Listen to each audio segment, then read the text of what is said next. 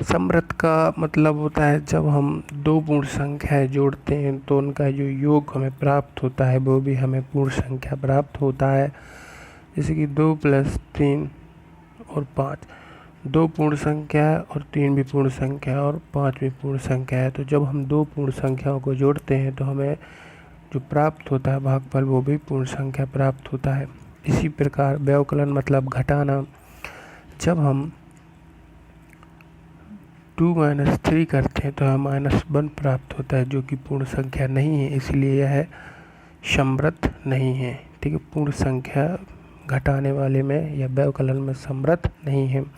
अब गुणा में जब हम दो पूर्ण संख्या लेते हैं जैसे कि 1 × 2 तो हमें यहाँ 2 मिल जाएगा, 3 × 6 तो हमें यहाँ 18 मिल जाएगा। तो ये भी हमारी पूर्ण संख्या, ये भी हमारी पूर्ण संख्या और हमें प्राप्त भी पूर्ण संख्या हुई। इसी प्रकार 3 और 6 का जब गुणा करते हैं तो हमें 18 पूर्ण संख्या प्राप्त होती है, क्योंकि 3 भी पूर्ण संख्या है, 6 भी पूर्ण संख्या और 8 भी पूर्ण संख्या है। लेकिन यहाँ पे 2 और 3 तो पूर्ण संख्या है, लेकिन हमें प्राप्त किया हुआ -1 जो कि पूर्ण संख्या नहीं है। इसी प्रकार भाग में जब हम